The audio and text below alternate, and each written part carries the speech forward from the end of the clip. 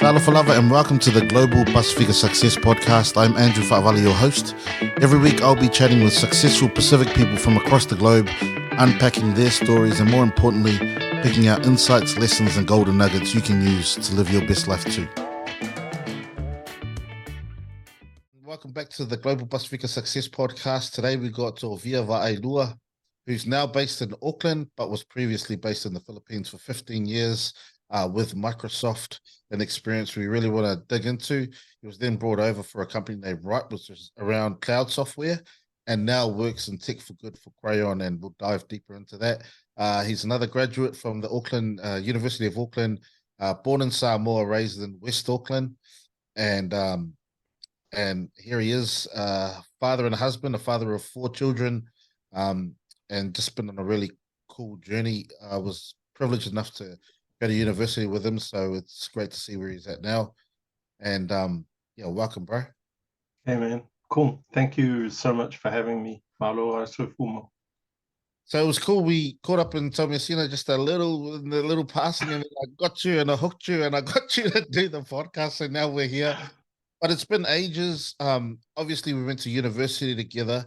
Can you just take us back, because you're here and you're there in New Zealand right now, working in really important stuff, tech for good.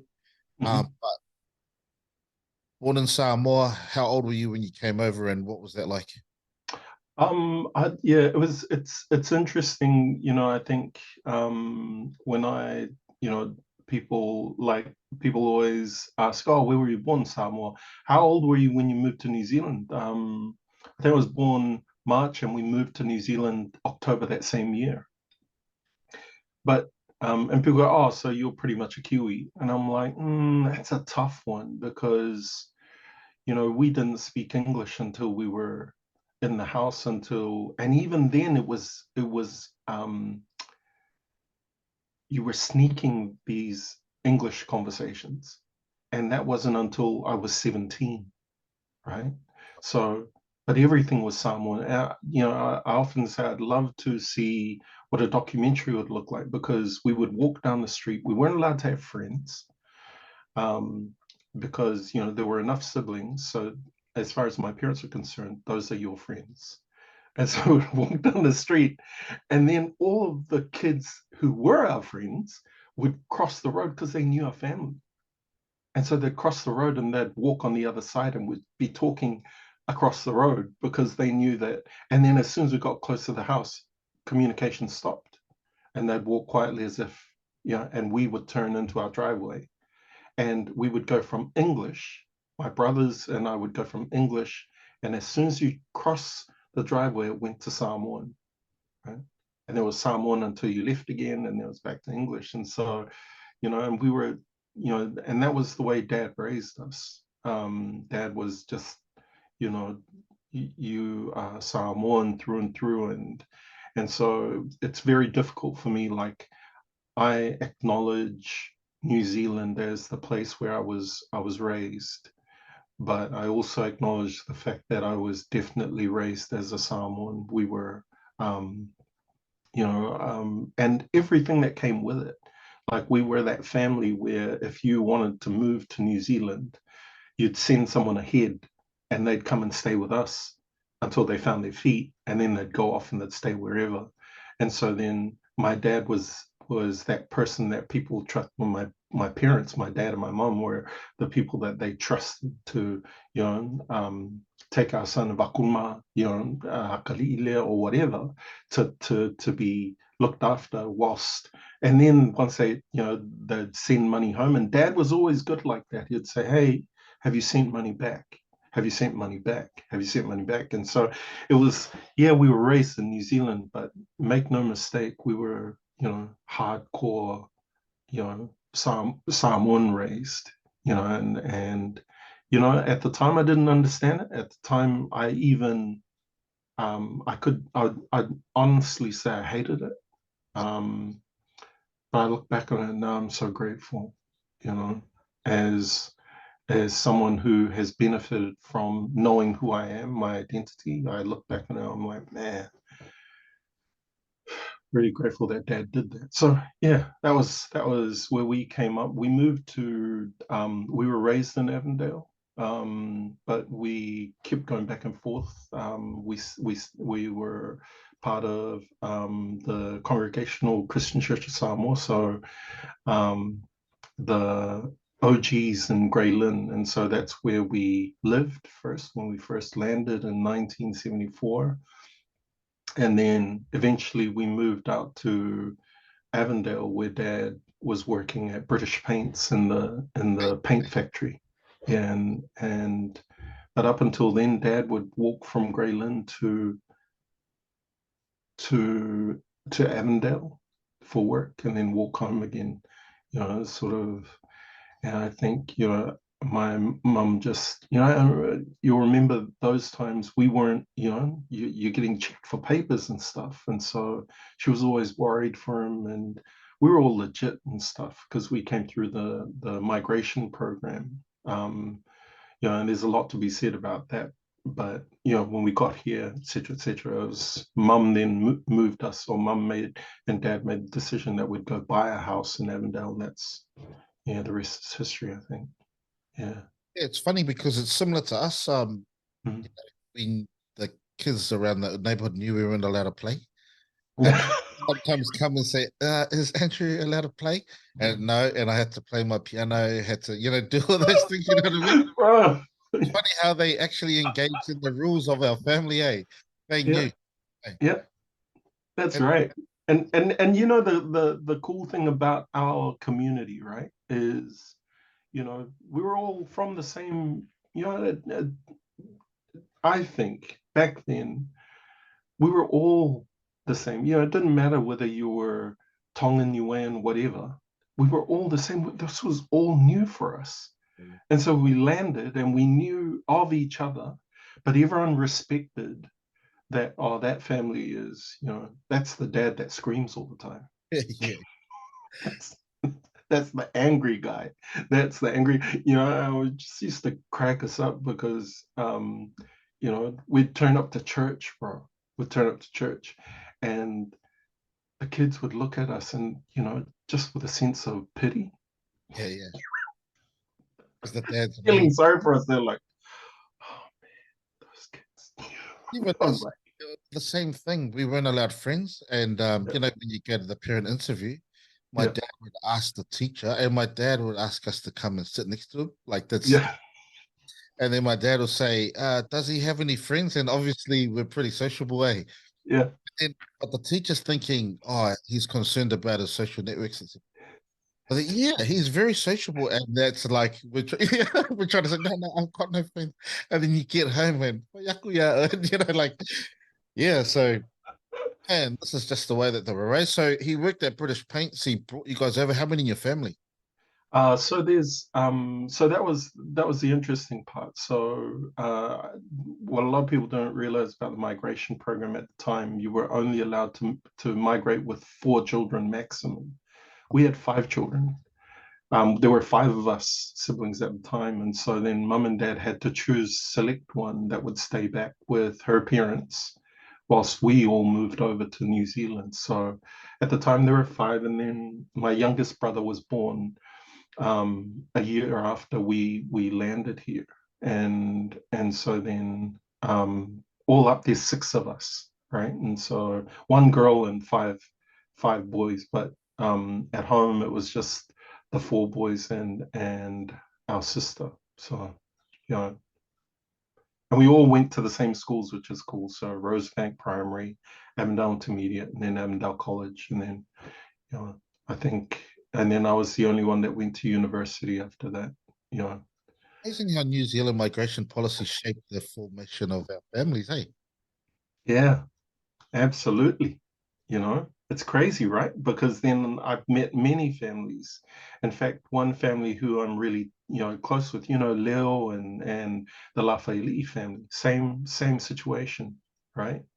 Where and eventually that sibling that was left behind eventually catches up and they move over, but there's always that little bit of distance as a result of that. So yeah, it's interesting. Because how many of your brothers are in the police force? Well, it is the only one that we've got up there is my eldest brother, who's he's the crime manager for Counties Manukau, right? And he did it to follow my dad and my dad's brother's footsteps, who were a policeman as well, back in Samoa. And even I went and trained to be a policeman, but then I just felt, long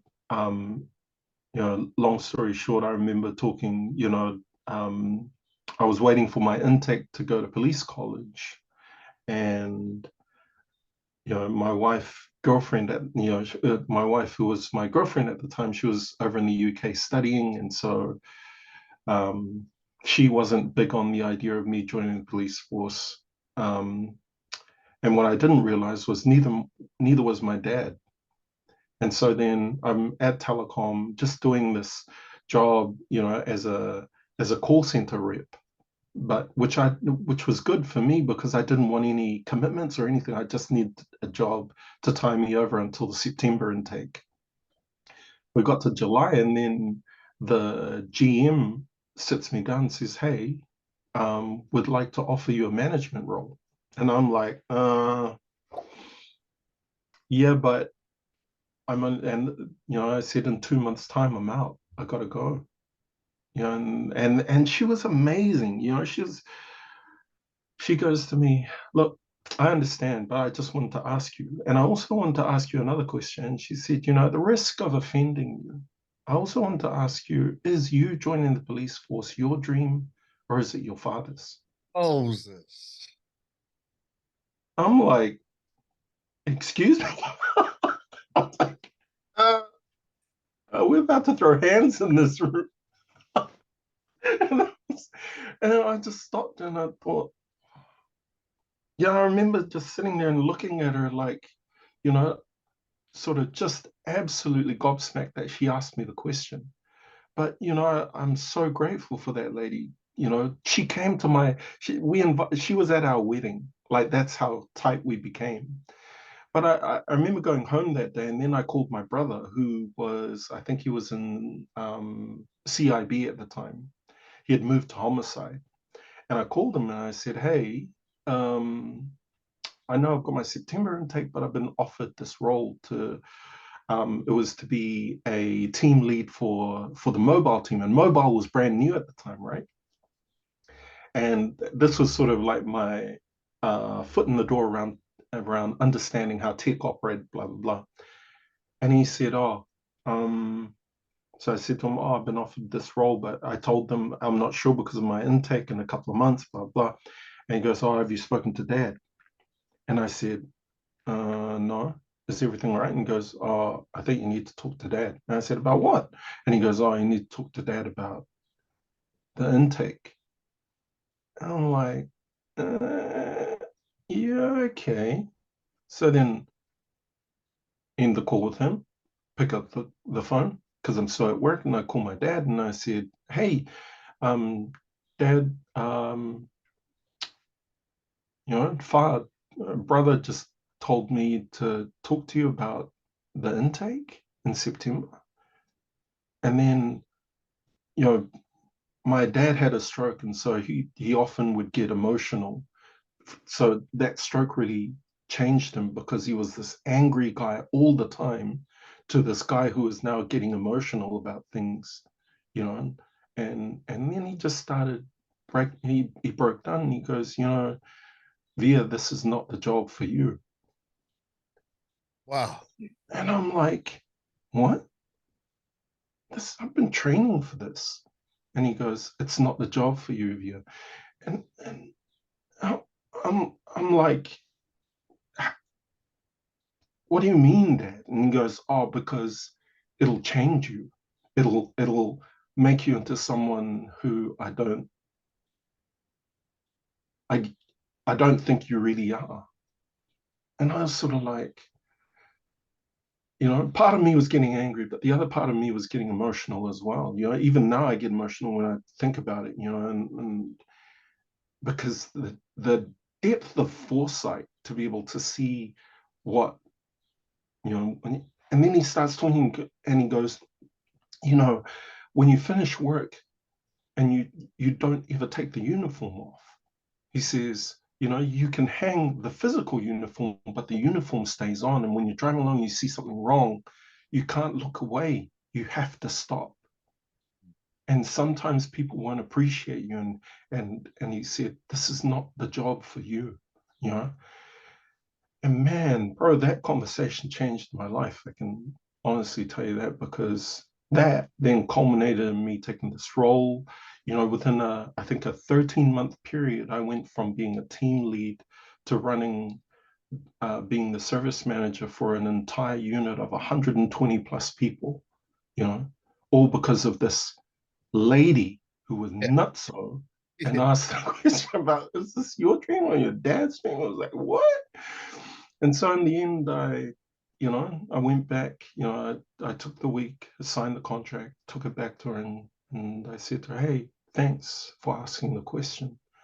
And so then, she said, okay. And then from then on, I think I mentioned her in my wedding speech, about being the craziest lady I'd ever met, because every time I thought I'd reached, it's called the Peter Principle, right? Where you get promoted to a level of promoted to a point where it highlights your level of incompetence. Yeah. So I was like, so I was going, I went from being this call center rep to being a team lead, and then went from team lead to being the QA, quality assurance team lead. So all the leads all then reported into me. Then I moved to the quality assurance manager, to then the service manager that was running and I was just like, man, does this lady realize that I have no idea what I'm doing? She just keeps flipping. But we all have people in our lives that are like that, right? So yeah. Where is she now? She passed away. Yeah. So I went looking for her, because during our time away, and then we came back, and I wanted to, just but she was, no, this is going back, 24 years.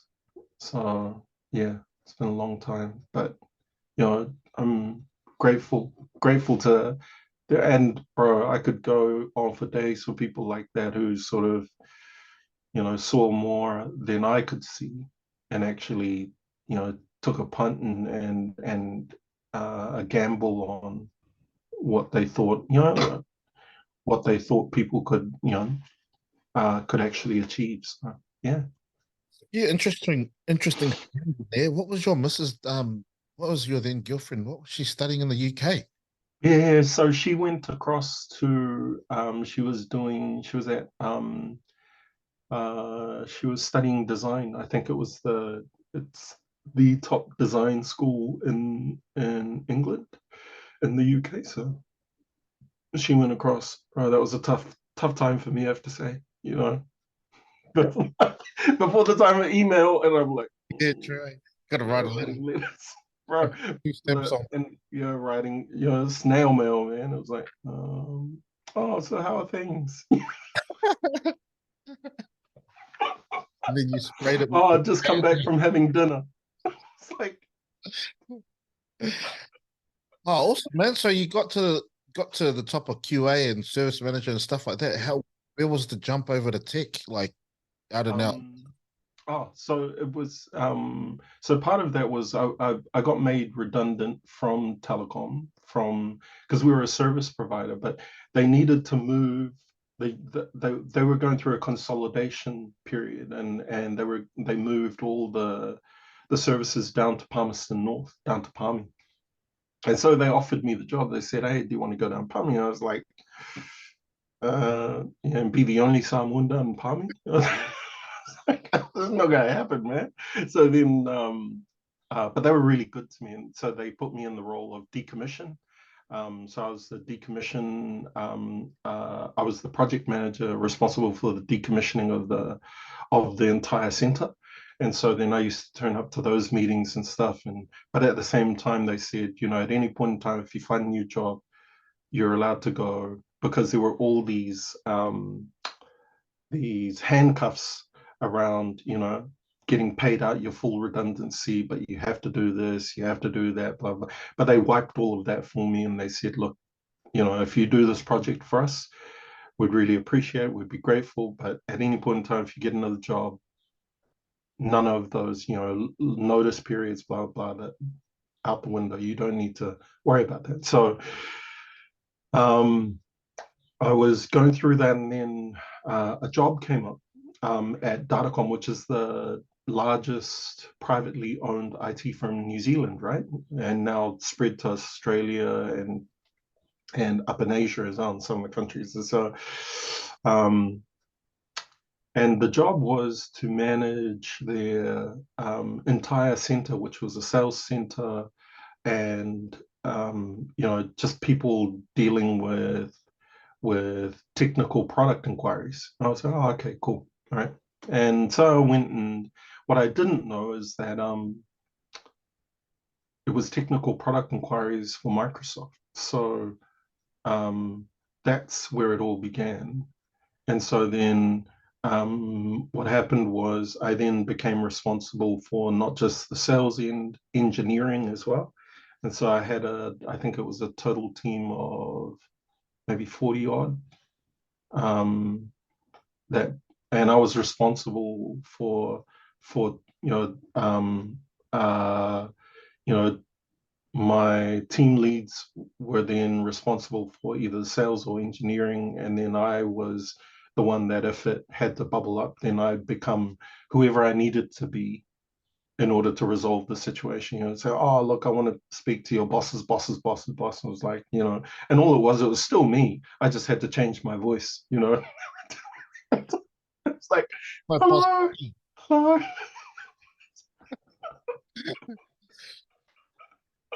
And so then we'll do that, and but then I did that but I was very clear with them. I said to them, hey, I'll take the job, but I'm only going to do it for 2 years. And they were like, what? And I said, yeah, I can't do it for any longer than 2 years. I just, but I promise within 2 years, I'll return the business back to you in great shape. And, I'll work through succession plan, get someone to replace me, blah, blah, blah. I was sort of a little bit off. It took me maybe 2.5 years. But, I delivered on what I had said I'd do, which was I gave him back a business that was, I think, had grown 170%. And I found this guy, amazing guy, like made me look like custard, but French guy who came in and he just took it to the next level, right? And so then that was really cool. But I left to go and do my MBA. So then when I went to go do my For your MBA. Yeah, and then I said, oh, look, I want to go do some study. So I went to do my MBA, and what happened? The Microsoft then called me because they'd found out that I'd resigned. They said, hey, would you be open to come and work for us? Because I'd been contracted to them that whole time that I was working for these guys. I was actually contracted to Microsoft for that 2.5-year period. And so then I said, oh, I'm not sure what's the role. And they said, oh, it's marketing intern. That's the only role we've got, but we're just hoping that you'll stay with us, right? Because of, what I said to them was, whoever the because we did what is called GTSC, so Global Tech Support Center, tier 1, tier 2 support, which is like $1,500 per phone call, right? And this is like high end. If a bank fails, they call these guys, right? And so then whoever they needed me to be, that's who I was, right? I would be the Microsoft CFO. Sometimes I'd be the Microsoft product lead, the Microsoft marketing manager, whoever. And so I knew a lot about the business, but I just didn't want to be doing this anymore. I was done with contact centers, and I think I realized when we were on our honeymoon, and I got a phone call, an escalation. And I thought, man, I don't want to be doing this. This is meant to be my sacred time alone, getting away from everything. And yet I'm still getting calls. And so, stupid me for answering it. But so I gapped it. And then Microsoft called me and said, hey, we've got a marketing intern role. And I said, oh, and they said, it's the only role we've got, but we'd love for you to just come in then, because I knew the marketing director, and he said, and I'll find you something else, but I just need you, Right. inside the building. And then I said, okay, then two questions. And I said, uh, does it manage people? And he goes, no, it's a marketing intern role.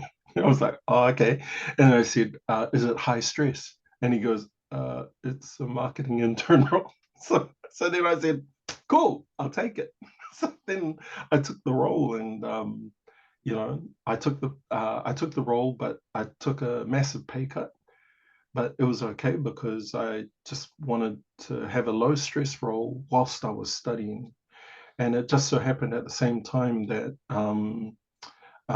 Linda and I we were already married by then, and so then she had been headhunted to come back as the art director for New Zealand Women's Weekly.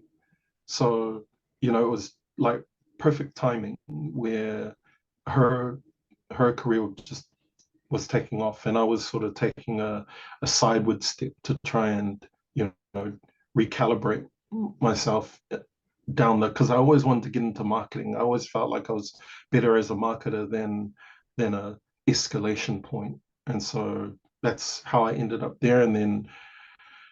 But I got that foundation of technology through that time and looking after the center. So yeah. What motivated you to do the MBA, and what attracted you to marketing? The reason why I wanted to go to the MBA was because I wanted to, I felt like, because remember, no, well, I started university. I think I came in. I went to orientation when I was 16. Yeah, I went to orientation. I mean, you saw me by the time I'd been there for like 25 years, but but I went to orientation at 16 because um, my sixth form, my year 12 results were good enough for me to get into uni early. But I got there and I was just overwhelmed because there were like adults and I was still a kid. And so then I said to who was it? Mr. Matthews, I said to him, oh, look, that our careers guidance counselor, right? And I said to him, I'm not ready for this. And he goes, perfect. I knew you wouldn't be ready. I just wanted you to know what reality looked like. And he goes, okay, so let's lock in for bursary. So I was like, okay, cool. So then I go back later and I'm 17, and um, I ended up, doing my first 2 years and flopped 14 papers, passed two. I'm probably the only Samoan that ever admits to being under exclusion. When they sent me the letter that said, we, in summary, you probably need to rethink your options, your life I options. got that letter too. I got the letter. you I probably need, was bro. There budgie was meals like and budgie meals, and that's all it was. bro, there was like probably nine of us, Yeah, yeah. and only three of us were there year three, but six of us disappeared. And I remember talking to some of them and saying, "Oh no, I just didn't feel like it." I was like, Got "But the, did you feel like?" I was like, "Did you get the letter as well?" And so, but it was good. It was a good, a ground zero moment for me because I was like, "Okay, so now who are you?" Right? Because up until then, my parents were so proud of me because I was the first person our family to go to university. And as proud parents do, they talk to everyone. But now Krishna. I'm not that kid. I'm not that guy. And my parents, just like, wow, you had it all. And this is, we did all of this so that you could do that. And this is what we get. So that was tough, right? And I just remember taking that year, and I remember going to work in a factory because I was still, uh, you know, um, I was on minimum wage of $6.85 an hour, working on this blowing machine that sealed garments that were selling for like $400, $500 for the Whitbread round the world yacht race. And yet this one kid's burning his fingers trying to seal the seams so that they were waterproof. So in the end, I just when I went back to school, started again, went back to varsity, started again, but I did education thinking I could go teach. And then everyone who went ahead of me because I had to restart came back and said, don't do it. The kids suck. They do. They hate us. It was like, okay. And that's how I thought, I thought to myself, what is a role that I could do where I would be respected and my parents would earn their, would be proud of me, but at the same time, people would look upon them favorably and think, oh, you know, their kids are doing well. So that was where I was going with that. And so that's how, and the rest of it is history. And so by the time I'm I've been working for a bit, I realized I want to go back and study something that is meaningful to me. I wanted to understand business. I wanted to understand how to run an organization. I wanted to understand the HR strategy, operations, blah blah. And that's really what drove me to start my MBA at UOA. The the I think the part that for me that was always about marketing was the creative side, because I think my creativity is, that's the thing that you know that's where I get energy from, is creating stuff, is making stuff, so that was the part where I thought, oh, okay, I want to get into marketing because and also I think like um, I would be good at articulating a value proposition, and what better product to whose value proposition aligns to what I think is amazing is Microsoft. So that was Yeah, so it feels like because growing up, there's a cultural tale that sits behind the actual chronology of what you were doing. You had done the uni thing, gone over to work in a job just to get you through to the police college. The lady asked you that really deep question that went on to a conversation with your dad that changed your life. mm, Then start to get into, okay, who am I? We still have this burden or this blessing, I guess, of making our parents proud, and mm, all the things that they go and say about their children that we'll justify and we'll make it happen. yeah, Then you're sitting in this place where you want to be really creative, but then it's kind of intersected by tech, which mm, looks pretty, like programming, coding. It kind of looks yeah, really logical and mathematical. mm, You're bringing these two kind of parts of you into this one role. yeah, Uh, and then you've also got the cultural overlay of, your family and your mm, intrinsic motivation and the things that you really love doing while making your parents proud, which is mm, both got the letter. mm, So is that the platform then for you just to think, okay, all these things are kind of ticking off in the space and now I'm just going to go? yeah, pretty much. Because I think one of the things that, and to be fair, I would say when I finally transitioned out of contractor into actually working inside the walls of Microsoft. So 2001, I began my contract to Microsoft, and then 2004, I have moved over to work within the ranks of Microsoft itself. From 2004 to 2009, I can honestly say that was sort of me trying to find my bearings in the world of tech, because you're sort of like constantly learning about stuff that within a couple of weeks no longer matters, because it's gone to the next version, or it's gone to, oh no, there's a better way of doing it. And so um that I guess the jumping into tech for me was, I think, at first, in hindsight, looking back at it, I think was truly an accidental thing. Um, I knew what I was attracted to. I was attracted to the fact that I wanted to be associated with a brand that people identified and respected.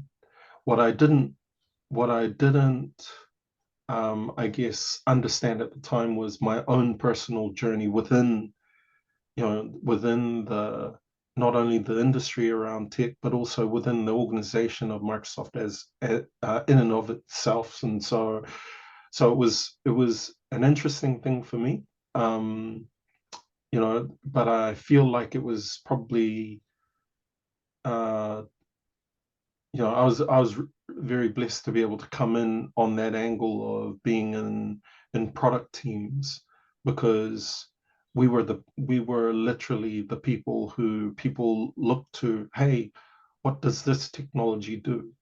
How do you convey the value proposition of this technology to others? And so we had to know the technology inside out, left to right, back to front, right? And later on in my career, I would wake up to that and realize that it probably created some really terrible habits for me. But in that initial stage, before we moved to Manila, that first 5 years was really just me learning as much as I could about the industry, and then eventually I learned about my career, you know, and which I share openly with others now, because, to help them think about how, careers are not, there are two options around a career. A career can be haphazard, happy-go-lucky, you don't care, just go, or you can be strategic. I was happy-go-lucky, woke up and realized, that someone said to me, if you don't have a plan for yourself, someone will have a plan for you. And rest assured, that plan won't be in your best interests, right? So cool. So then I decided I'm going to create a plan for myself. And that required me, I had a full-on conversation with my manager. I came to, I realized that I was getting paid much less than my peers. And and thankfully one of my peers actually confronted me about it and said, hey, I don't know if you were joking about what you were saying before, but if you're getting paid at that level, let me share with you that where the rest of us are getting paid two levels above you. Why do you reckon you allowed that to happen? Or why do you reckon that happened, that you'd be paid unders by two levels? Well, I confronted my manager about it, and he said, look, have I been taking advantage of cheap labor? Absolutely. The man. I was like, dude, you just said that out loud. That wasn't a thought bubble. Yeah. So there was no sort of dodging. Is this I in New mean, Zealand or was this in Asia? no, this was here in New Zealand. Oh, so yeah, that's even more culturally kind of bizarre. Eh? Yeah. So I was like, okay, cool. So then the company fixed a few things as a result of that conversation. Um, but it was that moment that I woke up and I said, you know what? If I don't take hold of this, then shame on me, right? And so then cool. From that moment on, I applied for my boss's job to try and then, the talk was, oh, he's not experienced enough. he needs to move into another area and then come back and apply. And meaning move into sales first and then come back to the product group and then apply for my boss's job. Right? Cool. In the meantime, the Philippines is looking to fill my boss's job in their subsidiary. So the new MD who's leaving from New Zealand to go over there and run the business reaches out to me and says, "Hey, I heard you were applying for this job, but what if you come across with me and you do it over there?" And I laughed and I said, but really I was laughing because I had no idea where Manila was, And I tell people that I was like, because my career was either Singapore or Seattle. That was it. That's the standard trajectory for anyone out of New Zealand. And they love people from Microsoft New Zealand. And so, but the Philippines just wasn't on the map. And so fast forward, I end up in the role. I get the role. I go through 8 interviews to, sorry. I went through 8 interviews to get the internship. I went through 11 interviews to get to this role in Manila. Right? That's and so then I get there 3 months after I get the role. 3 months after I get the role, New Zealand calls my boss in the Philippines asking if I'll come back to do the role. Oh, I was like, oh. And my boss goes to me, "Hey, Tovia, believe it or not, you're still early in your career. So the last thing you want to be doing is burning bridges. So just go back and say, hey, thank you, flattered, but you've already made a commitment and you want to see this commitment through, and then leave it at that." Best advice anyone could have given me at that time. Because honestly, I was absolutely hurt by, this. It was like, oh, so now that you see I'm serious, now you want to take me on? Now that you see that other people think I've got the goods to run the business, now it's okay to bring me back. It's a great learning experience, right? And it's those kinds of things, you can hang on to them and you can make them, it's like, dude, just let it go and move on. Because I look back on it now, I during the 9 years I was there in the Philippines, they have this thing called Circle of Excellence, right? So if you make Circle of Excellence, if you get nominated for Circle of Excellence, you're like in the, I don't know, you're the top 5 within your organization, and then you're in the top 100 within the region, right? And so I was like, oh, okay, cool. So then within 11, within my first 2 years of being in the Philippines, I got Circle of Excellence, and then, which was really cool. And then 2014, so I got it again, right? And then on the last year, I got nominated for again, but we had left, and we'd left the company and blah, blah. So none of that would have happened had we not left New Zealand. Do you know what I mean? So I just, for me, I look back and I feel like those things needed to happen, or those events needed to happen, in order for me to actually break out and really discover what I was, or start to discover what I was capable of. So yeah. It's a bit of a paradox, because it's like you shouldn't have gone through that thing where you needed in to the first place, right? get validated. But then the other side is you came back and got into the center of excellence, or that circle of excellence, and that's kind of like a middle finger back. You know what I mean? Back to them, and you know what I mean. And then you're motivated to just be the best And it's kind of like the self-discovery. Because remember, you said back at Telecom, you were promoted to positions that kind of highlighted internally and quietly probably your own incompetence. Mm. Which is a humble thing to say, but really what you're saying is, man, you had to go and hustle to find out the knowledge Mm. that you capable, Yeah. in our framework is knowledge, skills, tasks, and attributes Mm.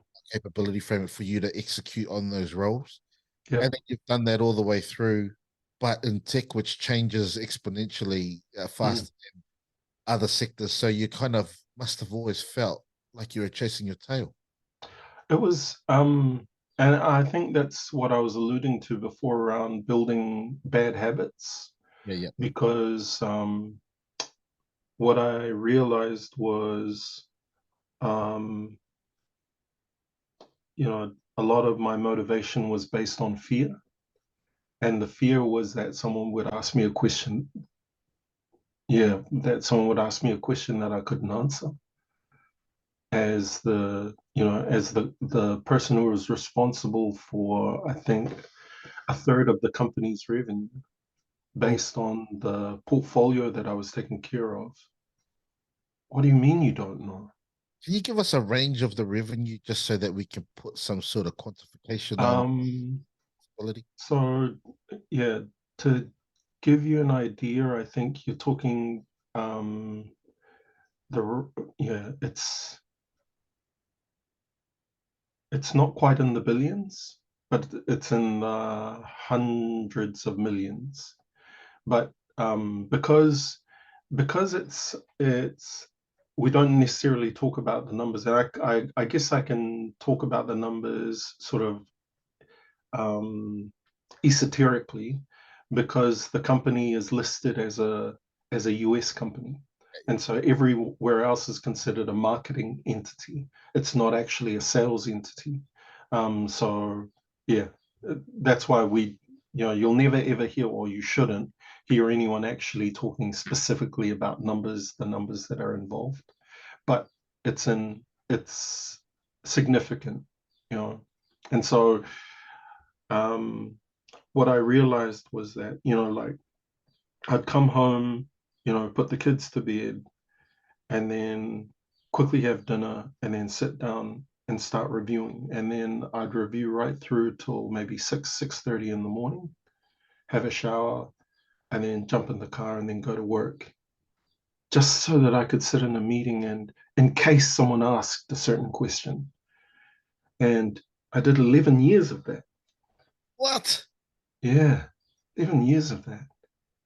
Fear, right? So Fear. where's the point where, because it feels like the point where the fear goes away is the point where you kind of are comfortable in your identity, maybe not Mm. personal identity, but identity, professional identity as a tech. Um, yeah, it I don't think it ever left. And I think this is that cultural makeup that you're referring to before, where, you know, you um you come from a place where you have to push the envelope as hard as you can, you know, and show yourself to be as good, if not better than those around you. And so I took pride in, if you talk to anyone who's ever worked with me and you ask them about, how was Tovia's presentations? What were his slides like? And they'll always tell you that his slides are like, like down to the detail. It's color coordination, animations, everything, because finicky and pedantic like that. And so everything was always had to be top notch. And I remember we had come home to visit, and I had to and I asked Linda if I could go back early because we had what is called mid-year review. And so the great thing was I was now home alone and no one there to sort of rein me in, you know. And so then I left for work at 7:15 in the morning on Thursday. And I remember coming home at just before 8. at night on Friday, right? And it was a straight 36 hours of just going through numbers, going through, just, you know, and people, and I remember I had a a jacket so that when everyone went home and they came back, I put on the jacket to make it look like I'd gone home. But I just stayed there the entire time just to try and get on top of everything. Because Linda wasn't home to say, hey, where are you? Right? Because she knows me. And so then I'm like, oh, okay. So just go, go, go, go, go, go, go, go, go. And then by the end of Friday, you know, Thursday morning, Thursday night, Friday morning, Friday night, and I'm comfortable. I think I've done it. And then I go home, right? And then I sleep and then come back on Sunday and and that was it. That was the, and I look back on it now and I set a really terrible example for my team because they now thought that this is what it took to be a part of Tovia's team, and it just wasn't the case. It's like, that's not what I expect of you, but it is what I expect of myself, and so you push as hard as you can, and yeah, It's two things. terrible habits. How do you sustain your concentration? Because I reckon I might be on the spectrum or something, but like, oh mate, I can't handle that level of focus for that long, man. After 5 minutes, I'm walking around disturbing my stuff. And then the second part is, bro, is this the thing where you feel like you're representing the whole of Samoa when you go out into those kind of spaces where you think, no, no, like they need to know that we can match your week, Yeah, telling the I, speak Samoa. and I think, now I would probably say something similar, but at the same, back then, I was worried that people thought that I was an imposter. I was worried that people would think, wow, we brought this guy all the way from New Zealand, and look how useless he is. Ouch. That was my fear. I was afraid that anyone would ever think that. And I was so grateful for my boss. After the first quarter of us being in that country, and he called me into the office and goes, oh, how do you think the first quarter went? And I gave him a quick rundown. I said, look, this will probably be the first year that the business group will make its number in the last 3 years. Because and I said, it's got nothing to do with me. All it was just some fine adjustments around here, and just working through the distribution channel, blah blah. That rattled it off, and then he looks at me and goes, "Cool. Actually, I was asking about how did the first quarter go with you and your family?" And I'm like, I don't know. So he goes, well, that's your homework. You should probably go home and have a chat with the kids if you can, but definitely have a chat with Linda and ask her how was the first 3 months. I said, cool. So I went home, we put the kids to bed, then we sat down to dinner, and then I remembered my homework. And then I said to her, oh, look, fun conversation. Spoke to John. John said to me, hey, and I came and just laughed about it. And I said, but he said, no, no, no, you should ask Linda. Ask Linda what, how did the first 3 months go? So I said, so what do you think? And then she just starts crying. She goes, you've been absolutely horrible. And I was like, bloody John. John's fault. Why did he tell me the stupid homework?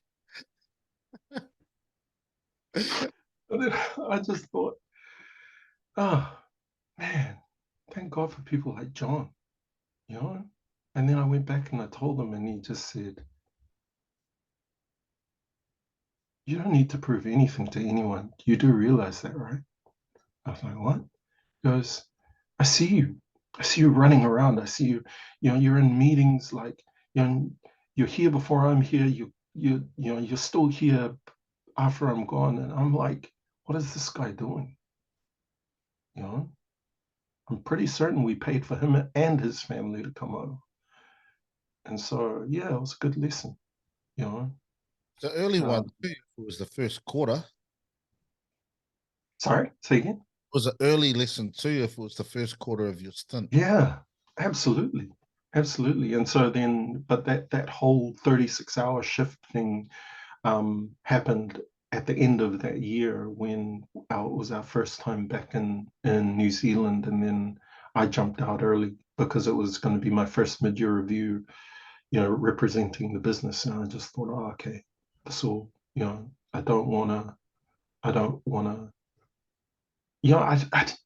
I'm being selfish here, bro. And I'm saying I didn't want the subsidiary to look bad, but it wasn't that. I didn't want to look bad. I didn't want anyone to say that I was, you know, as useful as a headbutt with a rhino. Absolutely. What a drop kick. So, But yeah. then because after Microsoft, you were brought to New Zealand, you were brought back to New Zealand from Ripe. So Mm. it seems like everyone believed in you all the way through. Yeah, I hope so. The telecom link, and then John saying, "Man, you don't need to prove anything. I actually believe in you." And then even the dude who took you to the Philippines, who said, "I'm going to be Mm. leader over there, and I want you there." And then Ripe brings you over. Crayon's got you now. Mm. Yeah, I think so. I think the being able to work with Crayon was um you know joining Ripe was amazing, and I'll always be grateful to the guys who actually brought me in, and they were, a lot of them were ex-Microsoft anyway. Um, but I came back, and thankfully my wife, Linda, was the one that told me to take it seriously, because at the time I was sort of thinking, I'm a lifer. I've been with Microsoft already for 15 years. I see myself staying there for another 5, 10 years. But Ripe came along and said, "Hey, would you come and run the entire New Zealand business for us, as a country manager?" I was like, "Oh, yeah, yeah, yeah."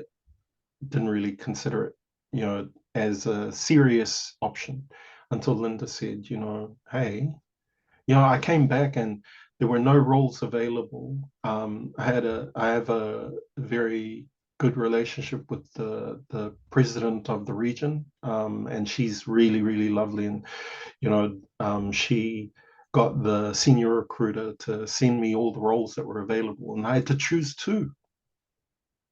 And then they took me through them. And I just thought, wow, who would do that, right? And I was just, really flattered that they would, you know, um, just go to such great lengths for someone like me, right? And so then, um, but every role required me to be on a plane anywhere between 2 to 3 weeks a month. I just couldn't do it, Whereas this role allowed me to stay in country and just really settle my family. And so then all things pointed in the direction of this role being the right role. And so then I took that role. Fast forward 3 years, we get acquired by Crayon. Oh, Um, and then, a lot of us execs, because we all, had a stake in the organization, we were given a period to then do a transition. I did my transition, and then I resigned last year. is that an earnout? Uh, Sorry. Is that an earnout from the acquisition? Yeah. Oh, it was all your shares get paid out. Oh yeah, yeah, yeah, yeah. Yeah, and so then um, we were we were then acquired, and then um, we I did my year. I then resigned because I wanted to go out and do a lot more tech in the community stuff.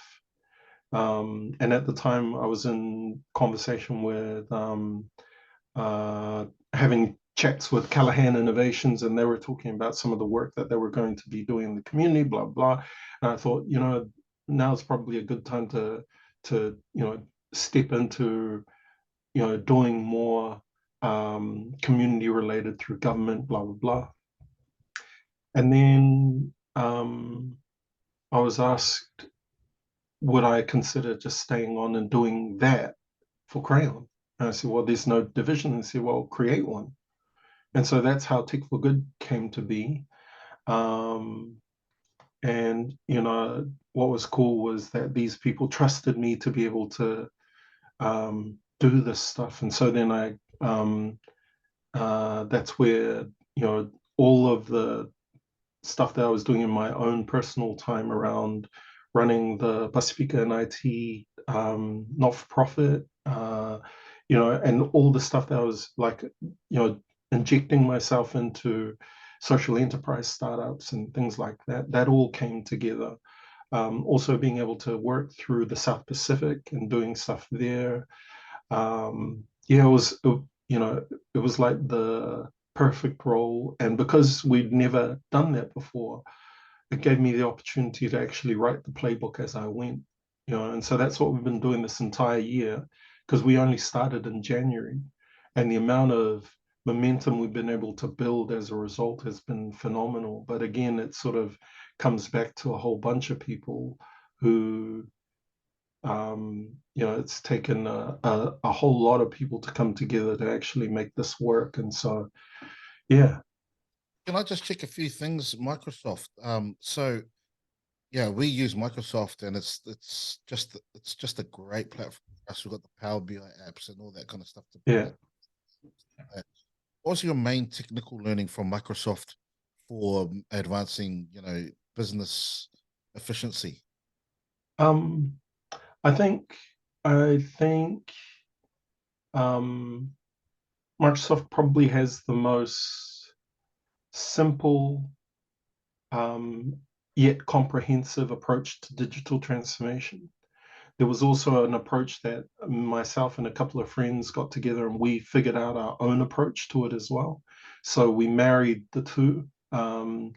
Because the digital transformation based on the four pillars of you know um, you know empowering your workforce, making sure that your workforce is optimized to deliver on what they need to do, complete the tasks they need to complete, engaging with your customers or engaging with your clients. If you're not for profit, who are your clientele and how are you engaging with them? Do you have a two-way street, or is it one way? Are you getting the feedback loops condensed so that you're getting real-time feedback? Are you getting, if it's product based, are you getting the right level of telemetry from the product, like sensory, like the stuff that we're doing in Vietnam around forest deforestation, making sure that, are you getting the right level of feedback, optimizing your operations. So if you've got empowered employees who are doing the job, you're engaging and getting the right information from the customer. How are you optimizing the back end, right? How are you dealing with whether it's the financial side or whether it's the process side or whether everything around the operation, has that been optimized? Can you optimize it? Because that's where the efficiency of, spending money, et cetera, et cetera. So, and then the last part is, if you've got those three pillars sorted, now you can look at your offering and think, okay, our offering was good a year ago, but based on the feedback that we're getting from our clients, on the feedback that we're getting from the community, we need to adjust, right? And so then you tweak your you tweak your operations. Your people know that they're creating the right environment to get that information. So then you transform the product, you transform the program, you change the way that you're going out to the community so that it makes a lot more sense. It's more relevant and it resonates better with the people that you designed the program for in the first place. So Yeah, that was the approach. And the reason why, like, even just explaining it to you, it makes sense, right? and it makes sense because I've got a business that is, and all the businesses will use Microsoft because it's just so practical. We Yeah, get automations, we get yeah, great data, especially with those power apps at the back end. yeah. We've got a team in the Philippines too, who Mm, really run that stuff. And I could just ask at any time, how are we at this part of the pipeline? How are we at this part of the pipeline? yeah, What's our data say there? How's yeah, that actually going? You can see how many automations are firing at one time in one day. And yeah. Yeah. Correct. And so then what we did was we then um, looked at it, and full credit to the boys, guy named Joel Garcia, Dindo Fernando, both Filipino, right? And we sat down, and one of the key things, and I think Joel put it really well, the technology should map to the customer experience Exactly. and not the other way around. So then understand how your clientele enter your your process, and however they enter the process, which part needs to be optimized, and then that's how your digital transformation takes shape, as opposed to just advancing technology for technology's sake, right? Oh, there's a Yeah. new whiz bang tech here. Let's get it, you know. And I And think that's also part of the issue around AI. Sorry, bro. Go ahead. that's the people centered thing, eh? That Yeah. system maps to the person, not the person, you know. Yeah. And maybe what you're gonna say about AI, it can't get in front of the person. Yeah.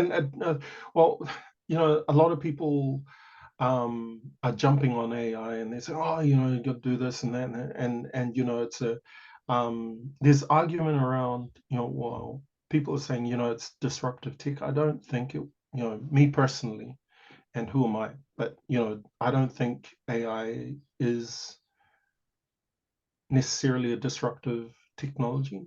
For me, I think it's a technology that is just going to become tap water. If anything, it's just going to be mainstream. It's going to be um, one of those maintenance technologies. And the reason I say that is, for example, as someone who has been on the other side of the table, I've not seen these um, these software services giants invest so hard, so fast in something like this before, right?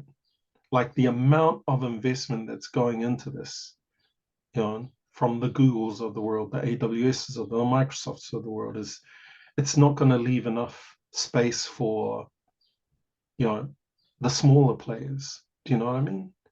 And so therefore, because of that, you literally, you've literally filled the entire room. Then it's like, okay, so now what? Well, now it's just business as usual. It's hard to differentiate on that, right? Because Microsoft's coming out with Copilot, and everyone has their own flavor. OpenAI comes out, and everyone wants, a piece of OpenAI. Bard comes out, and people keep talking down Google's Bard, but honestly, these guys are resource rich in the sense that, and when I say resource, I mean data rich, because everyone uses their search engine. So then why wouldn't they have something even, so there's a whole bunch of that, but I keep hearing people, oh, AI is going to be, it's going to change it. I'm like, I don't think, I think, so to give you an idea, we were playing with GPT I want to get the dates right. We were playing with GPT in 2020. I think at the time it was GPT-2. And at the time it was still rudimentary. It was sort of like, write me a product script in 25 words, that kind of thing. But it was still like, you were like, what? Yeah. Do you know how many millions we would spend on someone to create a 25-word script for a product? And yet you can just, and every time you keep pressing the button, it will refresh a new and a new one and a new one and a new one. So, it's that back then that was differentiated. That was, if you wanted to make your mark, that was when you made your mark. But now it's sort of like, man, how do you compete with the amount of investment that's going in? It's like, it's tough. So then if that is the platform, Yeah. what do you build on top of it, right? Yeah. Don't think about how do you create the platform that is going to compete. No, that's over. How do you now differentiate on top, and not differentiate your AI creation, differentiate on top of someone else's AI creation? Microsoft has this amazing slide where it's like got, you know, I don't know, I think it's like 30 by 30, different adapters into OpenAI through Copilot. And I'm like, yeah, so now what? You know, they have the resourcing to be able to, and make no mistake, AWS will have the same, Yeah. Google will have the same, Alibaba will have the same, right? And so then it's like, oh, okay, so now what, right? So yeah, that's my little rant on AI. It's great tech, but I think people need to sort of just calm the farm on this and just think, okay, then how do we use it in a way that can be mainstreamed, assimilated, and just built into everyday life? So, Have you seen any good examples of people, getting over and, okay, the room's full. How do we do a mezzanine floor on top of that room? oh, bro, there's heaps. Let me just think. Like for example, try and think of some of our own examples because I know we're allowed to talk about. Like something simple like being able to the project that we're doing in Vietnam, right, is based on what is called the planetary model. And what we were trying to do was, what we were approached by a client who said something's happening in the forest. Um, we're losing a lot of our greenery, but that is the habitat for a specific type of endangered baboon, right? But they don't have the resources to be able to cover all of the forest. So how do we do it? Well, then, yeah, no problem. We can then apply some AI mechanics to that. We can, that does sort of sensory monitoring, blah, blah, blah. But again, that's not us trying to create from the ground up. Satellite That's already us realizing what the ground is and then building from there. You for know, that particular project. Absolutely. And plugging into all the different nodes that we need to make that work. And so as a result, and it's not because people were trying to do anything untoward or anything. Oh, well, they were just, it was clearing the forest to plant cardamom, right? Because it's an expensive spice. And so then, but which is all well and good if the baboons didn't live there, but they do. So you can't be doing that. So that was the stuff that we were doing. And, again, it was all done, without trying to reinvent the wheel. It was just layering on top of that. And there's a whole bunch of other stuff, like natural language processing. Don't try and create that on your own. Optical recognition. Don't try and recreate that on your own. There's and really it's just trying to create that opportunity to take the tedious, task oriented, manually um, intensive stuff and automating that in such a way where you can then apply some smarts and some intellect behind it, so it becomes a little more than just if this then that, but a little more intuitive, to give you a little greater return or greater value than just a 1 + 1 equation. So yeah. So, way back early on, I did a podcast with Lani Rafiti, and Mhm. yeah, he was a partner in I think it was Deloitte in emerging tech. I saw him on TV. He was always the emerging tech expert, but he's kind of like a really fierce Samoan. I was thinking, that guy's Samoan, and he's actually from South Auckland by way of being born in Samoa, and Yeah, he's the CEO now of the Internet of Things and got a venture capitalist firm. But he was talking about how we do need diverse knowledge behind the creation of all these things because it's actually built by people. So yeah, there's space for Pasifika in IT. yeah. Are we kind of demanding our roles in there, or are we kind of, when I did one with Damon Salesa, he said we got to be digital navigators, not digital passengers. Yeah, What is absolutely. players for us? Are we navigating or are we passengers mostly? Well, I think it comes back to that, the conversation that, I think this is part of the way that we raised our kids is, the difference between creation and consumption, right? We were very intentional around our children's use of technology. That you can have ample time if you're going to be creating, but if you're consuming, you have 30 minutes per day. That's it. That's what you've Play done. your games, whatever. But when you hit that 30 minutes, and people say, oh, why 30 minutes? Why not? Because we tested an hour. And when you get to an hour and you say, hey, have a shower, or hey, dinner's on, or hey, there's that little attitude that comes with it because they're so engrossed, Yeah. right? And then we tested 45 minutes and it was sort of starting to, can I just finish this?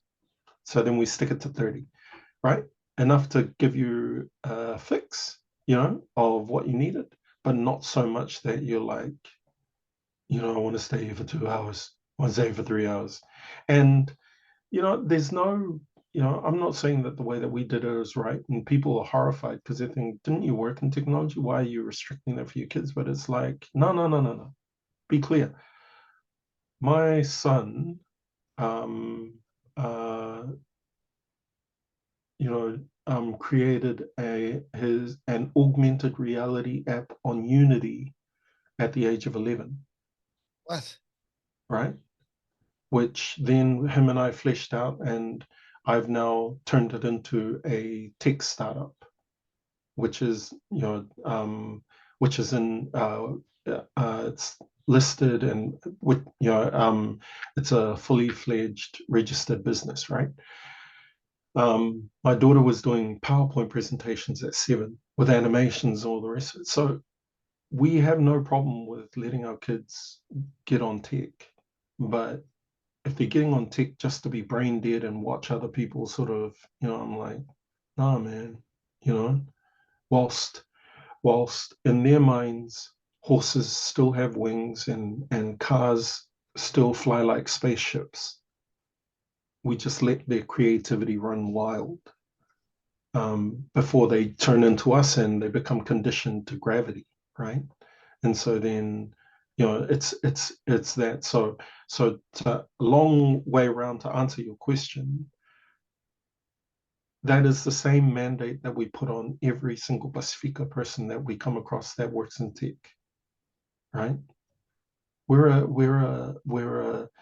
a community that contributes, not a community that sits back and lets other people do the work, right? And so then if that's the case, how are you contributing? Are you, and people say, oh, I'm not the manager. I'll say, well, you know, you the four levels of leadership, right? It's positional, permissional, production, reproduction, and pinnacle, right? And so positional is you're only a leader when you get a title, and that is like the worst leader in the world. Whereas if you're permissional, people give you permission to be our leader. But if you're production, you're more than just a nice guy. You actually have the permission to lead and you produce results, right? And so then, all that to say, if you're the kind of person that waits until you get the title manager or leader or in your title before you actually lead, then you were never a leader in the first place, right? Harsh, right?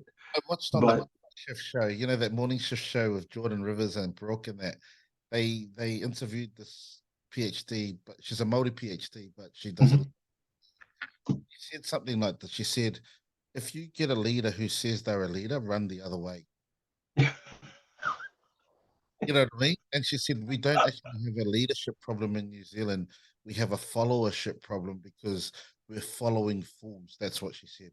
We're yeah, following, and fools meaning people who say that they're leaders, but mm, aren't the higher level leadership, don't have yeah, those traits. And I working in community over here, I see it, man. The people who say that they're leaders, mm. comes to shove, can't make decisions. And honestly, bro, it's like, um, it's culturally for us, right? It's it's man, it carries a lot of weight when someone says to you, "Oh, you're responsible. You know, you're the one that's it's like, you know, it's not something that you know, and you know, I guess, you know, you and I, it's safe to say you and I were raised the same in that it's not something that you sort of run towards. And culturally, you know, we sit at the back of the room, right? Ah, you know, you don't find any of us sort of rushing to sit at the front. So we sit at the back. Why? Because we feel like there are more important people that should be sitting in front, not me, you know. And so slowly but surely you know, we have to convince ourselves that no, we need to be at the front because there are others that are sitting behind us that need to know that we are meant to be in these places. And so then when you talk about, you know, the whole leadership thing, what I loved, the lesson that I learned around that leadership piece was, um, you know, to get to that fourth level, you know, that third level of production, you know, if they say if you only lead when you have a title, you're never a leader in the first place. But if people give you permission to lead, then that's great. You should lead. But if you're not producing results, you're just a nice guy. But then when you produce results, okay, you're a great leader. But that's where most people stop because the next level is called reproduction. And that's where you reproduce leaders, right? And the reason why people never get to that is because you have to be super secure in yourself. Because you have to be willing for when you turn up to board meetings or when you turn up to SLT meetings and other people say, hey, you know, and they mention Irwin, who's your direct report. Oh man, that guy could take over you, you know, Yeah, and you have to be okay. yeah. You have to be okay and not only okay with them saying that, you have to pile it on as well and say, man, you know, this is the whole thing. If I was to disappear tomorrow, Irwin is your guy, right? And you have to be absolutely 100% behind that, you know. But a lot of leaders won't do that because, oh, what do you mean they can take over me? I'm the man. It's like, really? You know? And so then that whole level of reproduction of, you know, we have to be open to that.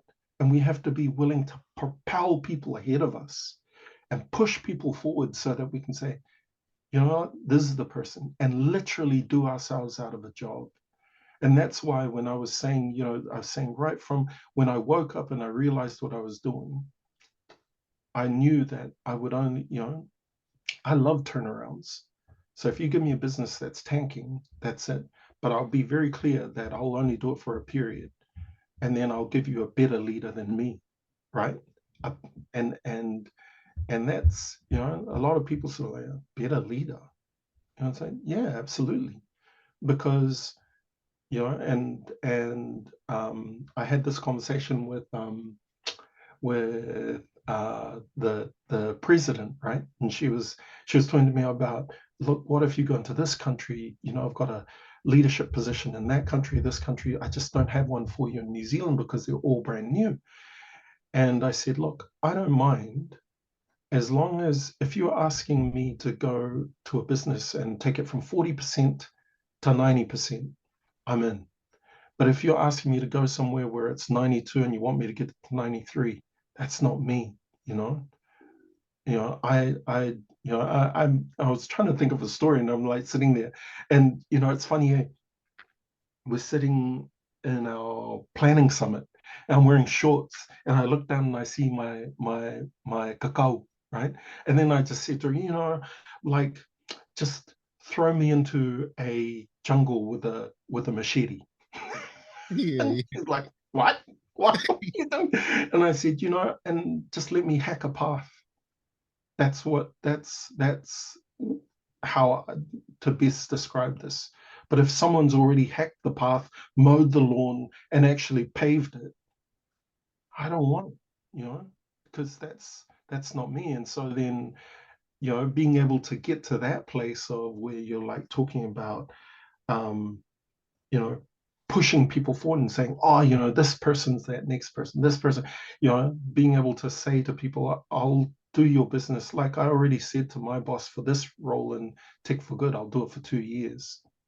And then I'll, so next December, even when I was at Microsoft Philippines, I took the role. And bro, I was counting down by quarters. I said, okay, 8 quarters left. And my boss would laugh. 7 quarters left, boss would laugh. And then 6 quarters, 5, 4, 3, 2, 3 months, 2 months. By then, they're now panicking and they're, shucks, this guy's serious. On the day I announced that we were leaving, 48 hours later, we were on a plane and we were out of there, and we just, it was because the immigration rules in the Philippines had changed with Duterte coming in. And so then I couldn't afford, I was meant to go to Seattle for my best friend's wedding, and Linda was meant to take the kids, but I realized that actually I'm not confident that she'd be able to get out of the country without me. So then changed the plans, apologized to my friend, said, hey, bro, all the best for the wedding, I can't make it. And then both Linda and I brought our 4 children back to New Zealand. But I'm very clear now that, I've, by giving myself a deadline to do things, it means that I can actually mobilize a lot of stuff, knowing that I don't have time and I've got to get it done by this and blah, blah. So I could talk to you forever about this turnarounds, about leadership, about succession planning, about being your word around these time frames, getting it done, and then being pretty ruthless about just that's it, that's me.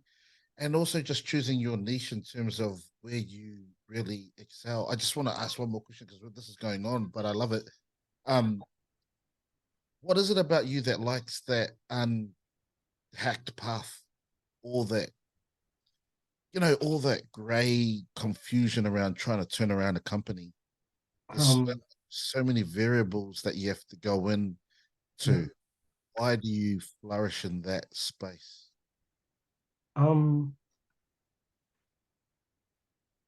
Because I think of other people who don't have the ability to do that. And I think about the fact that if I see this as chaotic, then someone else will see it as chaotic. But then those people might not have the ability to bring some order to it.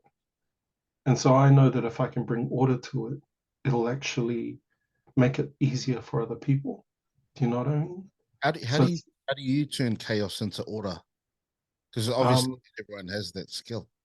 yeah, it's simple. Well, create clarity.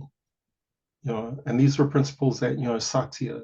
I was part of the hypo program, the high potential program in Microsoft. And so then they'd send us to these places and you'd congregate with 50 others, from all the countries around the world. And you'd be like, sort of felt a little bit United Nations, but we were all there. I think the last one I went to, we were at the Neural Leadership Institute in Seattle, where they were teaching us behavioral science of how to engage in people, lead people, etc.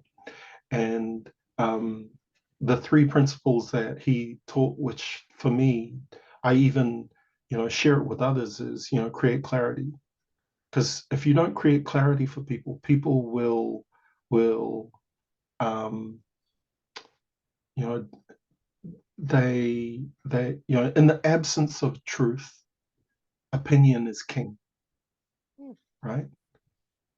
And so you have to create clarity and provide some foundational truths for people so they know, okay, this, I can stand on this, right?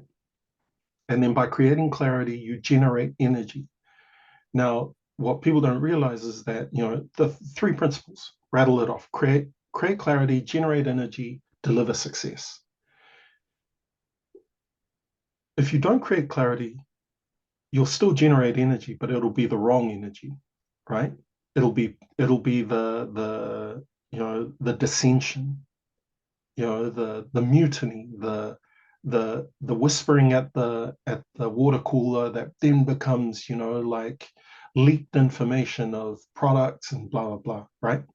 So create clarity, let people know what their role is, what they need to do, and be very clear about what outcomes they need to deliver on, what success looks like, blah blah blah. That generates energy for people. Like, I know what my role is, right? And that generates the right level of energy, right level of engagement. And then they go away, and the reason why deliver success, you'd think it's not an inevitability. You actually have to explain to people that, okay, now that you know what you need to do, this is what you need to deliver on, right? And so then, but just, you know, if people feel like, oh, you're oversimplifying, I'm like, no, this is it. Because if it's too complicated, people won't get it.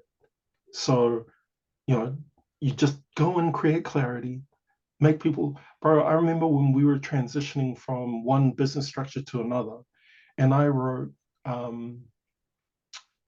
15 job descriptions in the space of 4 days, right? You're a I was machine. just like, and I was just like, and it was the difference between what a BDM is to the difference between a technology strategist to, just different roles. And then, and then I did not only that, then I did FAQs on each of those job descriptions. And then after that, I did one sliders so that you could see your role, how you interact. And then I tied it all together. It ended up being 106 slide deck, that people could go on. If you don't know, just go to, Tovia's role guide and go through and find what that person's role is, and then go back to them and say, hey, according to this, you should be doing this, right? But you never left the room wondering. You Yeah. knew, this is what I need to do, and this is what my success measurements are about, my success metrics. And so that's it, bro. That's what it is. It's create clarity, generate the right energy, and then help people to deliver success. And everywhere you go, if that's all you're doing, yeah, you're not going to go wrong, right? Man, I want to keep going. But I won't. I won't. I'll probably ask you to come back later on because I love this business stuff, man. You know, the turnarounds and all Yeah, like ship for and in line of revenue goals and things like that. And I know yeah. you've got your own businesses and stuff like that, so that's not really what we touched on. But It's hard, bro. It's hard. Like, as you know, I'm not telling you anything you don't know, but it's hard. I remember I came in to one business unit that I swore I'd never do because it was the Office 365 side, and I said I'd never do it. And then my boss at the time, who is a dear friend of ours, my wife and I, and she said, it'll be a great role for you, great experience, blah blah. I knew I was getting sold, and so then I was like, oh, okay. And I took the role the first year, bro, because Microsoft does rankings of your subsidiaries for the world, right? And we had at the time 68 countries. Now, the reason why it's 68 is because we have things like new markets, and new markets might be 8 countries rolled into one, right? And so we have SEA new markets, which is sort of Burma, Brunei, uh, Laos, small entities where footprint hasn't been created. So then the 68 levels. Do you know what level we were in my first year? By the end of my first year, if there are 68, where do you think we were ranked? after your first year, Yeah, near the we top, were ranked 68. we were we were at the bottom. you Like, turned it around. yeah, like we went from, I think we were at number 26 all the way down to 68. Like, you know, I used to joke to my MD at the time, Carrie, and I said, Carrie, I've already set out like a red carpet on the roof of the building so that if you want to come up, I'm about to jump off. The red carpet is for you so that we can jump together. And, and she'll just laugh about it. But it was like, you know, I remember the international president at the time, a French guy, um, amazing dude, sends us email, right? Because we had lost our big account, Department of Education, 650,000 users. And we lost it to our competitor, to Google at the time. And he sends this email to just Carrie and copies in the Samoan boy in the Philippines. And he asks this one question. He says, is anyone working in the Philippines?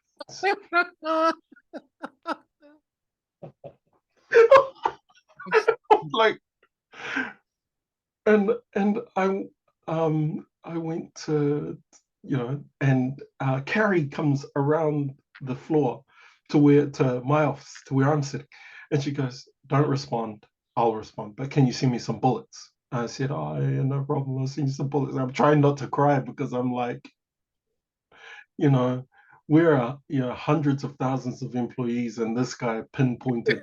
He found out that I'm the guy that looks after this portfolio, and this is the GM, and was like, oh, okay. So anyway, right? So we dropped from 20. I think we were 27th equal, all the way down to, well, either way, we may as well have been 20 or 30 because it was no one cared, right? At least at the bottom, people knew you. Because Yeah. when you turned up to the conference, they were like, oh, there's that guy. Yeah. There's that guy that got Jean-Philippe Couture. And I'm like, oh. But bro, so then that the year, right? I just said, oh, okay, cool. You know, I'll own it and I'll just deal with this. So we went through it. And then we turned up the next year at the global conference. And where do you think we were ranked now? About Have a 15. guess. Hmm? 15? Number one. What? Bottom to top. Yeah, Absolute extremes. yeah, all What the the hell way, did you do there? all the way. Those three principles? Yeah, and I had to be a better leader, I think, because I needed to trust my people. I think because everything required, I felt like I needed to do everything. Yeah, yeah. And so then when we were going out to meet with clients, I was like double checking everyone's presentations. And then I just had to let go of things and actually work on what I needed to work on at a certain level, and just trust that my people would do what they needed to do. And when we did that, you know, we didn't win every time, but we did some pretty amazing things. And so then I remember I turned up, and every time it was always between Colombia and another country that were always at the top. And I remember going in, and I sort of had, you know, because they specifically asked for me to turn up because it means that you're in the top three, but no one knows who's number one. So I Oh, thought, man, to be in top three. And so you see these two guys, like I'm sitting sort of right at the back as usual. And these two guys, you know, and everyone's already looking at them and sort of nodding to them, like blah, blah, you know, and they're looking at each other and, you know, they're sort of like, no, you won, you know, like this. And they're just going back and not forth. even in the And then race. they announced my team, bro, the Daggers.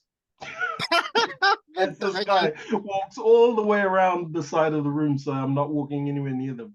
And then I go up and I sort of quickly shake hands, take a photo, and then walk off again. I was like, oh. And then I just literally walked out the door and never came back, you know. And I was like, no, no, no, I'm good. I'm good, man. You know. You knew you were going to win, eh? Um, I knew I was gonna get close. I knew I Is was it? gonna get close. But yeah, I remember coming back to the subsidiary and actually um, talking about how amazing my team was and just um, thanking them for their patience, and their trust and, and a noob like me, you know. So yeah, cool, you know. Oh, I think that's exactly what Pasifika success looks like. You know, do you know what I mean?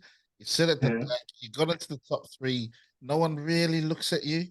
Mm, Like, let's be real, no one really looks at you. There's kind of a self-confidence here will be in and around. Like, yeah. not arrogant confidence here we'll win, but and then when you win, you go around the long way, you understand that they're probably hurting, go Yeah. back, give credit back to the team, Yeah. and do the Homer Simpson back into the bush. Back into the hedge, bro.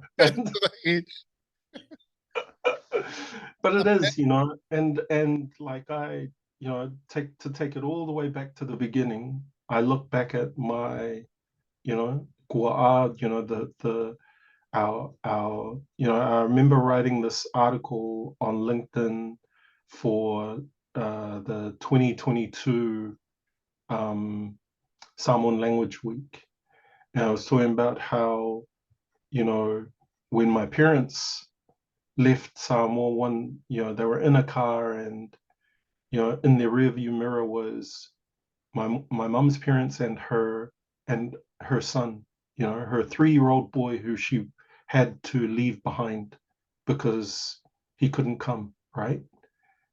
And what I was saying was, I think if we're all brave enough to look in our rearview mirrors, we'll see our entire families, just standing there cheering us all on and telling us to go faster, go further, knowing that they're behind us, and so, to bring this whole conversation back to the beginning, it's like, that understanding that we never stand to represent ourselves. We actually stand to represent not just our immediate family, but also our wider family, our community, and even those who have gone before us, who have, and yeah, that's, I think, if you were to ask me why you do things, I said, I would say because I think that's the expectation that's been placed on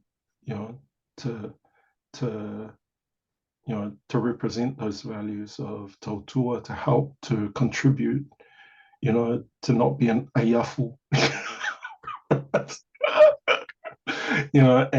and to, you know, to set a foundation for that next generation that comes through, so that we can be part of that community that is in their rearview mirror when they look back and they see that we're pointing them forward and telling them to just keep going. And so, yeah, it's cool. Oh, man, strong imagery. I guess, I agree. My dad passed away in 18. I didn't really cry for dad because I just knew, you know, as a Christian, I know he's in a better place than we are. Yeah, But, we take him everywhere.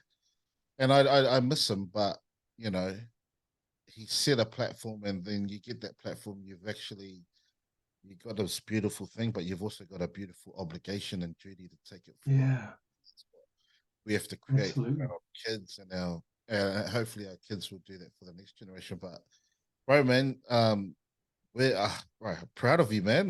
Like, I love to hear these stories because these stories weren't really well, I didn't like, I know you, but I didn't know what you were doing in the Philippines all that time, you know what I mean?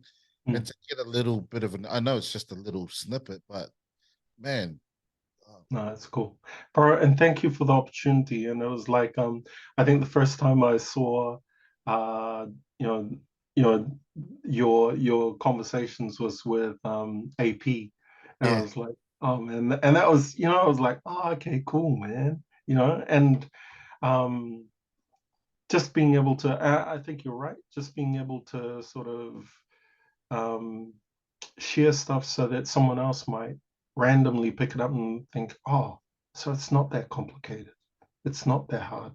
So if he can do it, despite the fact that he failed at university, maybe I can do it too.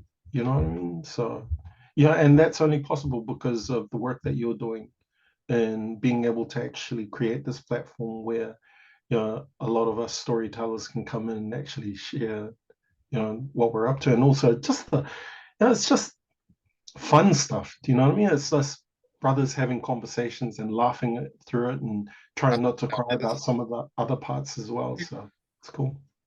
Well, really, I'm selfish. This is my circle of excellence. I don't work at Microsoft. I'm I'm a lone wolf down here in the Gold Coast. But yeah, this is really my chance to get around people like you. So thank you so much, man.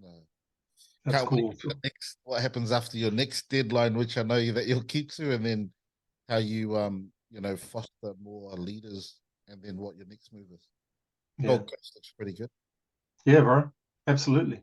Yeah. Each time we've done a round for Tech for Good, we keep adding new cities. And I don't see why Gold Coast can't be one of them. We have a lot of great partners who are there. ONGCIT. They the work that Steve Dawson and his team do around not-for-profits, phenomenal. And so yeah, it'd be cool. Rock on up and hang out. So awesome, man. Thanks, Tovia. Appreciate it, man. All good, and thank you for the opportunity just to sit down and have a chat with you, bro. It's been a long time. Right, there we have it. Tovia Va'aelua, a story highlighting the fruits of migrant dreams, a man deeply rooted in his Samoan traditions, and a guy who gave his very best at every step, who now has the privilege to look back at those steps and marvel at the path he's carved out. Back at uni, I remember Tovia as being a big dude, a big body. He had a bigger smile and he was everybody's friend. But behind that smile obviously lays a dogged determination to be excellent and make his family and those around him proud. Very inspiring and a very inspiring story, and no doubt one he couldn't have done without his family, especially a supportive and smart wife by his side. Thanks, Tovia, for joining us on the podcast. I'll have all his info on our show notes so you can keep abreast of what he's up to and all his latest moves and successes. But yeah, what a great story, and just really thankful that you've joined us on the podcast. Okay, that's it for us. Thank you for tuning in. Please like and subscribe and leave a review wherever you tune in. It means a lot to us and helps us a lot. Special happy birthday to my second eldest daughter, Felani, who turned 9 yesterday. God's richest blessings to be continued on you. Have a great week, everyone. Take care. God bless.